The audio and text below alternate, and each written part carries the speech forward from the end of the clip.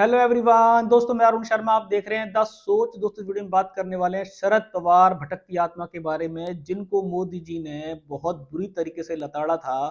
पर अब देखा जाए तो नया बिगुल बजा है, जहां महाराष्ट्र में मोदी जी ने शरद पवार को सियासत भरा पानी का गिलास पिला दिया। और किस तरीके से कुर्सी प्रदान गई, इस पे सियासी गलियारों में चर्चा है कि शरद पवार की भटकती आत्मा मोदी जी को पसंद आ रही है। दोस्तों, अगर आप चैनल पहली बार हैं, जोड़ सकते हैं। सारी वीडियो को देखने के लिए बात करते हैं राहुल गांधी इंडिया पार्टी के बारे में, जिसके नेता थे शरद पवार। अब शरद पवार ने शायद इंडिया पार्टी का साथ छोड़ते नजर आ रहे हैं।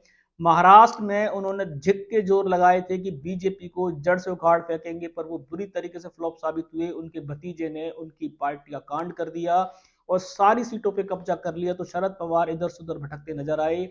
अब उनकी दिक्कत ये थी कि उनको अपना सियासी कद जिस तरीके से सूतना साफ होता जा रहा था, उनको बुढ़ापे में भी शायद अब अपने कद को बचाने के लिए लाले पड़ गए थे। तो उन्होंने मजबूरी के चलते शायद बीजेपी की ओर रुख किया है, जो मोदी जी को जमकर घेरते थे और मोदी जी जिनको भटकती आत्मा, गुनहगार, फलाना दिखाना बताते थे। पर राजनीति में कब किसके साथ बैठना पड़े कुछ नहीं कहा जा सकता। पर अब बीते दिनों की बात करें तो महाराष्ट्र में एक फंक्शन के दौरान मोदी जी ने भटकती आत्मा को सियासी भरा गिलास पानी का पिलाया और उनको एक सीनियरिटी की तरह कुर्सी दे दी, जिसके लिए मोदी जी के दिल में सम्मान नहीं था। पर अब पार्टी में शायद बीएमसी चुनाव से पहले महाराष्ट्र में बड़े बड़े खेले होने वाले हैं, जहां एक नाथ शिंदे ने देवेंद्र फडणवीस बीजेपी की मुश्किलें बढ़ा दी हैं।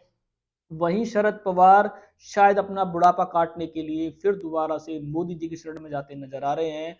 अब मोदी जी की सरकार तो फिलहाल वहां पे चौतरफ से मजबूत है, पर वो चाहते हैं कि शरद पवार जैसा नेता अगर पार्टी में आता है तो उनको क्या दिक्कत हो सकती है।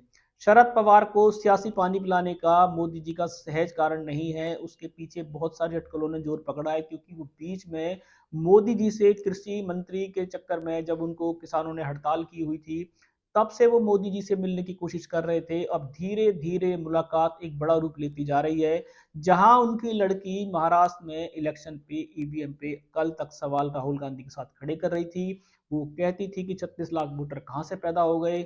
वहीं देखा जाए तो उनके पिता के सुर अलग है, वो मोदी जी के साथ अलग नजर आ रहे हैं। कल से पहले उन्होंने एक नाथ शिंदे को सम्मान का टोपा पहनाया और अपने इंडिया पार्टी को उल्लू का टोपा पहना दिया।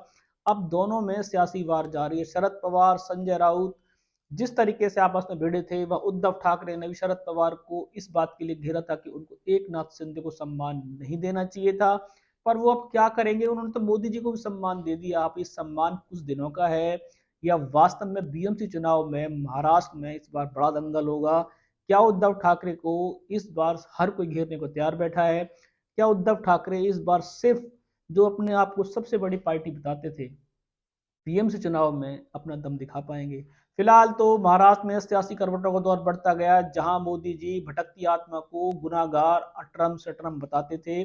पर सियासी में जैसी हरकतें हुई हैं, जिसको दोबारा से एक जोगी हरकत कहा जा सकता है, जिस भटकती आत्मा को मोदी जी ने महाराष्ट्र में सबसे बड़ा गुनाहगार बताया था, और जिस शरद पवार ने मोदी जी को सत्ता से उखाड़ के फेंकने के लिए नई पार्टी का गठन कर दिया था, पर कहते हैं कि हार के झक मार के उनको बीजेपी ही रास आई। अब वो बीजेपी का सियासी पानी पीने को तैयार हैं। भले ही उनकी लड़की, भले ही उनका भतीजा कुछ भी करता रहे, उनको अपना सियासी कद बचाना भारी पड़ रहा है।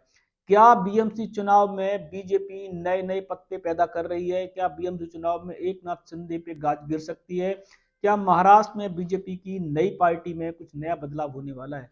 इस रुझान पे सटीक विश्लेषण लेके आएंगे। अगर आप चैनल पे नहीं जुड़े हैं, जुड़ सकते हैं। आने वाली सभी वीडियो को देखिए। मैं अरुण शर्मा लूंगा नई सोच के साथ। अपना ध्यान रखें। नमस्कार।